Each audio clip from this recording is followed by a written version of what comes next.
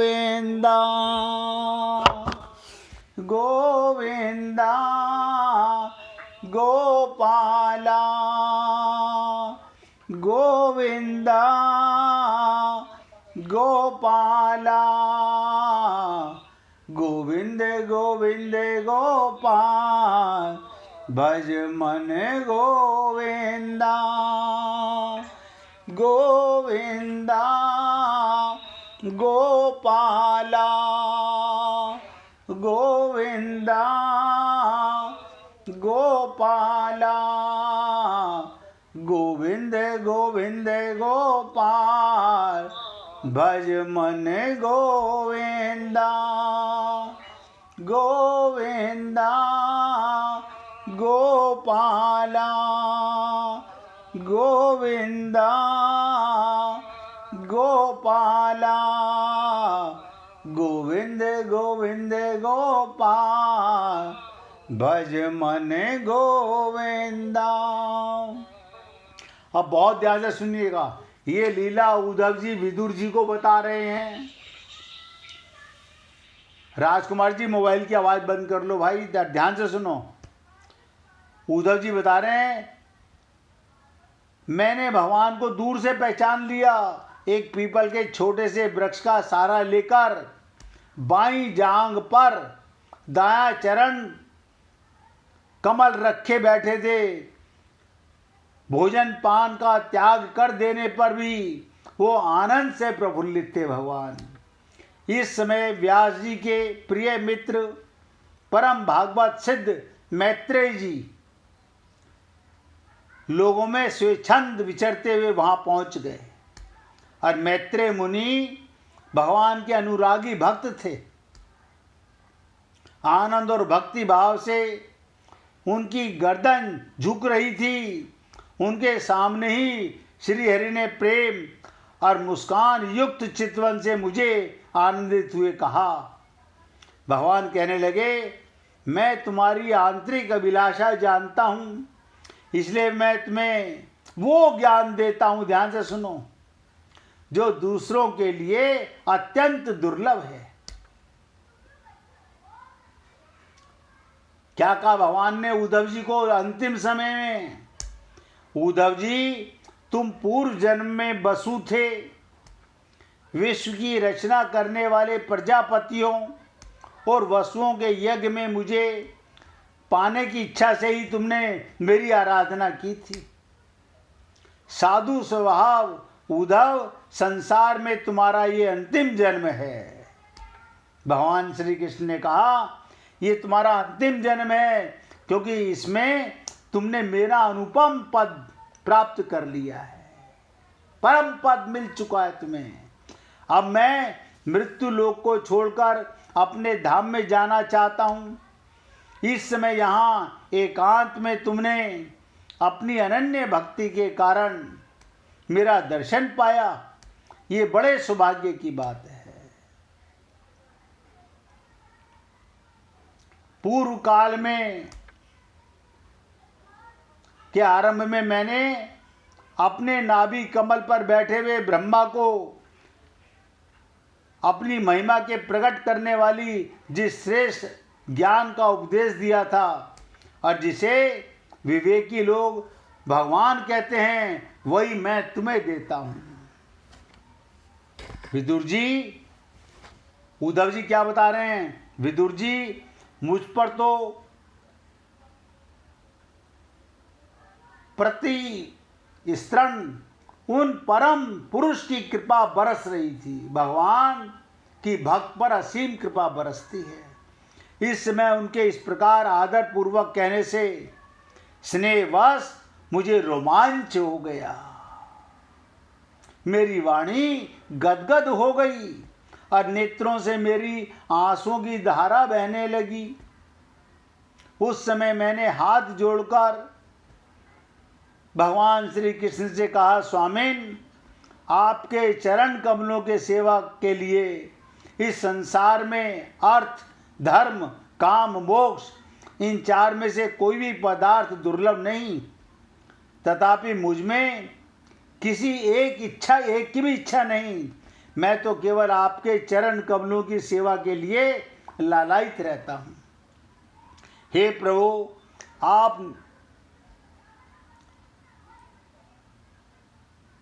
मेरे ऊपर कृपा करके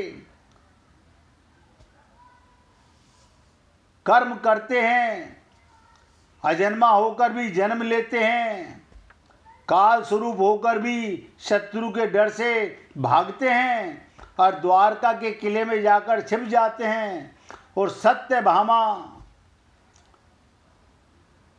कहते हैं स्वात्मा राम होकर भी 16,000 स्त्रियों के साथ आप रमण करते हैं। भगवान, ये उद्धव जी प्रार्थना कर रहे हैं भगवान से, श्री कृष्ण से, कब? अंतिम समय में, कि आप स्वयं आत्मा राम होकर भी 16,000 स्त्रियों के साथ रमण करते हैं। इन विचित्र चरित्रों को देखकर बड़े से बड़े विद्वानों की बुद्धि भी चक्कर में पड़ जाती है। हे देव, आपका स्वरूप ज्ञान सर्वदा अबाध्य और अखंड है, फिर भी आप सलाह लेने के लिए मुझे उद्धव को बुलाकर, जो भोले मनुष्यों की तरह बड़ी सावधानी से मेरी सन्मति पूछा करते थे। हे प्रभु, आपकी वो लीला मेरे मन को मोहित सा कर देती है। देखिएगा, उद्धव जी सलाहकार थे, सब बुला के उनसे सलाह करते थे। तो अब उद्धव जी आखिरी प्रार्थना कर रहे हैं भगवान से, हे स्वामीन, आपने जो अपने स्वरूप का गूढ़ रहस्य प्रकट करने वाला जो परम ज्ञान ब्रह्मा जी को बताया था, वो यदि मेरे समझने योग्य हो तो मुझे भी सुनाइए, जिससे मैं भी इस संसार दुख को सुगमता से पार कर जाऊं। और ये उद्धव जी विदुर जी को बता रहे हैं लीला, कि जब मैंने इस प्रकार अपने हृदय का भाव भगवान श्री कृष्ण से निवेदित किया, तब परम पुरुष कमल नयन भगवान श्री कृष्ण ने मुझे अपने स्वरूप को परम स्थिति का उपदेश दिया। अब मैं तो आपसे उस स्थिति की बात कर रहा हूं जिसमें आप प्रभु होते हुए भी नहीं रहते। तो भगवान ने, श्री कृष्ण ने मुझे अपने स्वरूप की परम स्थिति का उपदेश दिया। क्या? इस प्रकार पूज्यपाद गुरु श्री कृष्ण ने आत्म तत्व की उपलब्धि की साधना सुनकर तथा उन प्रभु के चरणों की वंदना और परिक्रमा करके मैं यहीं आया हूँ। और इस समय उनके विरह से मेरा चित्त अत्यंत व्याकुल हो रहा है। उद्धव जी कहते हैं, विदुर जी, पहले तो उनके दर्शन पाकर मुझे आनंद हुआ था, किंतु अब तो मैं हृदय की उनकी विरह व्यथा से अत्यंत पीड़ित हो रहा हूं। अब मैं उनके प्रिय क्षेत्र बद्रिका आश्रम को जा रहा हूं, जहां भगवान श्री नारायण देव और नर, ये दोनों ऋषि लोगों पर अनुग्रह करने के लिए दीर्घकालीन सौम्य दूसरों को सुख पहुंचाने वाली एवं कठिन तपस्या कर रहे हैं। तो सुखदेव परमहंस जी कहते हैं, इस प्रकार उद्धव जी के मुख से अपने प्रिय बंधु बांधवों के विनाश का अक्षय समाचार सुनकर स्नेहवश विदुर जी को भी शोक उत्पन्न हुआ। उसे उन्होंने ज्ञान द्वारा शांत कर दिया। अब भगवान श्री कृष्ण के परिकरों में प्रधान महाभागवत उद्धव जी बद्रिका आश्रम की ओर जाने लगे। तब कुरुक्षेत्र कुरुश्रेष्ठ गुरु जी ने विदुर जी ने श्रद्धा पूर्वक उनसे पूछा, ध्यान से सुनिएगा क्या पूछा। विदुर जी ने कहा, उद्धव जी, योगेश्वर भगवान श्री कृष्ण ने अपने स्वरूप के गूढ़ रहस्य को प्रकट करने वाला जो परम ज्ञान आपसे कहा था, परम ज्ञान, वो आप हमें भी सुनाइए, क्योंकि सेवक को तो अपने सेवकों का कार्य सिद्ध करने के लिए विचरण करना पड़ता है। तो उद्धव जी ने कहा उस तत्व ज्ञान के लिए आपको मुनिवर मैत्रेय जी की सेवा करनी चाहिए। इस मृत्यु लोक को छोड़ते समय मेरे सामने स्वयं भगवान ने आपको उपदेश करने के लिए यही आज्ञा दी थी जो मैंने आपको दिया। अब आप सोचिए, भगवान श्री कृष्ण गीता के माध्यम से आप हम लोगों को वही तत्व ज्ञान कराना चाहते हैं, लेकिन हम अज्ञानी लोग पता नहीं कौन सी मोह ममता आसक्ति के अंदर अपना ये जीवन मिटाने पर लगे हुए हैं। हे पुण्य आत्माओं, निवेदन कर रहा हूं, अभी कुछ नहीं बिगड़ा है, अभी तो सांस चल रहे हैं। भगवान ने कहा अंत मति सो गति, अगर जागृति हो जाए। इसीलिए मैं आपसे निवेदन कर रहा था, सत्य और असत को ठीक तरह से ना जानना ही हमारा मोह है। हम सत्य को नहीं जानते ठीक तरह से। क्या है मतलब? थ्योरेटिकल जानना नहीं, प्रैक्टिकल जानो। मैं आत्मा था, आत्मा हूं, आत्मा ही रहूंगा। ना मैं कभी शरीर था, ना मैं शरीर हूं, और ना मैं शरीर कभी बनूंगा। अन्यथा महामाया, ये माया जो है ना भगवान की दासी, ये बहुत ठगनी है। हमारे मन को मोहती रहती है और हम अपने मन के गुलाम बन जाते हैं। तो सिर्फ मैंने आपसे इतनी बात बताने के लिए लीला सुनाई। स्वयं सत्य आत्मा होते हुए असत के साथ, शरीर के साथ अपनी एकता मानते रहना ही तो मोह है। किसी और को तो छोड़ो, आप अपने शरीर से सबसे ज्यादा ममता करते हैं हम लोग। इसी से तो सारी ममता के तार पैदा हुए। जब साधक असत को ठीक तरह से जान लेता है पूरी तरह, तब असत से उसका संबंध सदा के लिए विच्छेद हो जाता है। शरीर में रहता है, अपने को शरीर नहीं मानता। सत्य में अपनी वास्तविक स्थिति का अनुभव हो जाता है। इस स्थिति का अनुभव होने पर फिर कभी उसे संसार में भटकना नहीं पड़ता, मोह नहीं होता। ये कब पॉसिबल है? ये मनुष्य शरीर केवल